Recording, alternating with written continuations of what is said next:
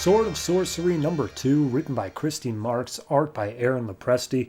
Last issue we left off with the group finally making their way out of the forest and getting away from their attackers. And we see this issue that they have made it all the way to House Citrine, where basically Amaya's like, don't throw up. Oh god, you just killed a guy, don't throw up. Oh geez. And Ingvi is there, like, wow, I'm surprised you didn't throw up. Last time I had to kill, or first time I had to kill someone, I definitely was puking my guts out. And she's like, you're not helping. And Ingvi just explains, we had no choice. They were going to kill us. Like, we did what we had to do to survive. But either way, we made it back here to Manipur, the central city of House Citrine, home of the Great Archive.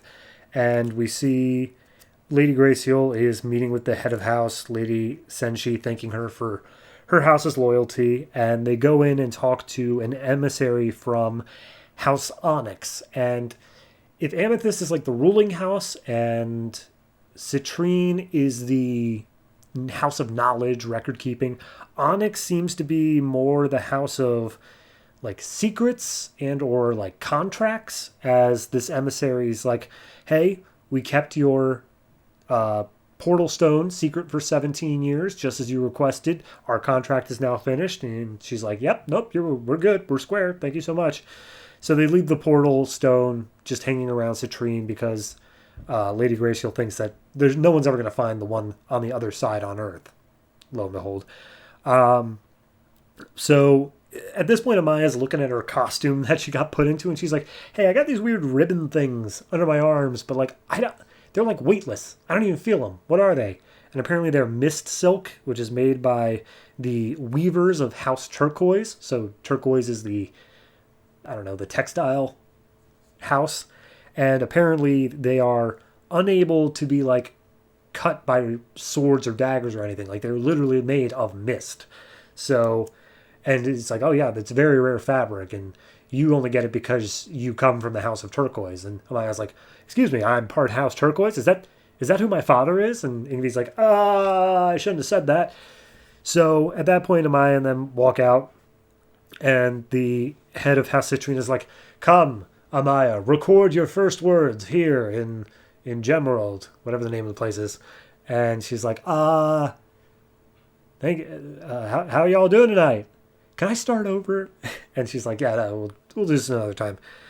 So then they start talking about the House Turquoise leader, and it's Lord Farasha, who is actually Amaya's grandfather because Amaya's father was killed at some point in the intermediate past here, and he was forced to take back up the head of household as he had no other heirs. So they meet up with Lord Farasha, and he's like, oh, my granddaughter, hello, you look so much like your father, Virion. And she's like, my father's name is Virion? And Farasha's like, dude, you didn't even tell my son's name? And it's like, I didn't tell her anything. We had to be better safe than sorry. It's like, still, it's my son's name. Come on now. So there's a little bit tense there, but they all sit down, have some dinner, and they start talking about House Diamond, who Lord Prince Rayshan, when they left, had then become Lord Rayshan. Turns out that Lady Graciel was to be married to Rayshan, but she fell in love with, I'm already blanking on his name again, Virion, and they ran away to Earth. So that's why that fell through. And the sister, what's her name? Morgul. Morgul married Rayshan in order to fulfill the contract between the houses, but the marriage fell through because Morgul is unable to have a child. And Graciel's like, okay, that can work. We can use that. We can use the fact that she can't have an heir. That's useful to us. So at that point, she's like, all right, the plan's going to continue on. I'm going to share the power of Amethyst with my daughter, Amaya. And they're like, are you sure that's a good idea? It's like, nope, that's the plan. That's what we're doing. So we cut over to Morgul, who is inside her, tower or whatever, where she gets her power from. And she tells one of her guards, like, you are to guard that door, and you're not to let anybody in until I call you in. Do you understand? And he's like, yeah, no, totally.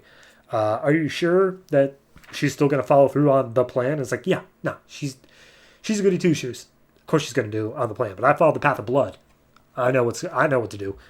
So they get to talking, and later that night, Amaya and her mother is just like, so you're telling me you had this power on Earth like the whole time? And Gracie's like, yeah, I used it a little bit at first, but then people started getting freaked out, so I kind of just kept it to myself.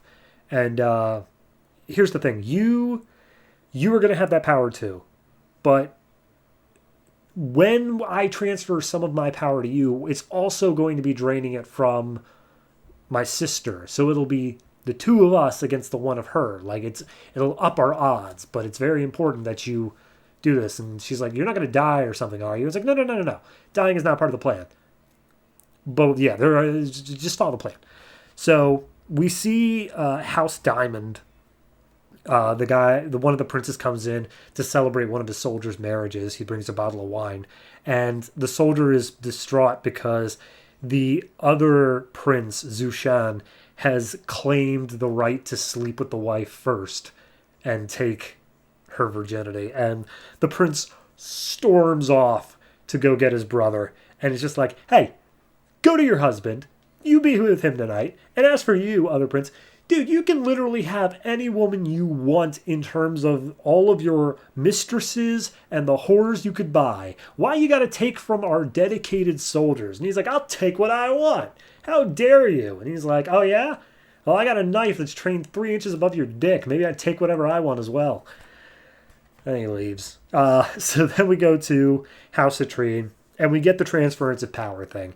And everyone seems a little bit tense, and Amaya picks up on it. She's like, someone's not telling me something here. And Graceful's like, now here's the deal. When we open up the power gates, she's going to be able to sense all your thoughts, and you're going to be able to sense hers. And the only thing you need to remember is I love you more than anything else. Okay? Cool? Just remember that. Just keep that in mind. All right? Here we go. So they start the power transfer, and all of Morgil's thoughts start pouring into Amaya, and she's like, oh my god, this unbelievable power. I need more. I have to have more. And in order to have more, all I have to do is kill my mother. I'll do it. I'll kill my mother. And then she looks at her mom, who's like, oh no, please remember I love you. And she's like, oh, geez, okay, yeah, snaps out of it. And the power transfer is complete. And we cut over to Morgil, who has lost now 1/6 of her power. And she summons two people, shadow walkers from the House of Onyx, and are like, hey, got a contract for you, kill Lady Gracial.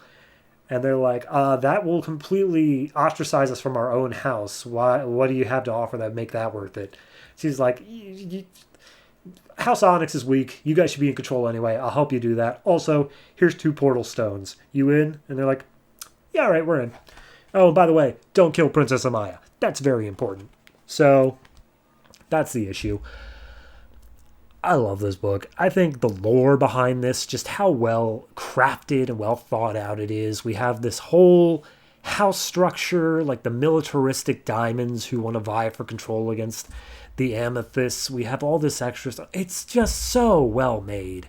The whole and not even getting down to the fact the characters are likable. I understand where each person's place is just by like how they interact with the other people. It's so well done. I really don't have, and the art is great the whole way through as well. I really don't have any bad words to say about it. I'm going to give this one, I'm giving it a 9. And the only reason I don't go higher is that it is just kind of a middle chapter. It's not doing anything amazingly bombastic, but it is so good.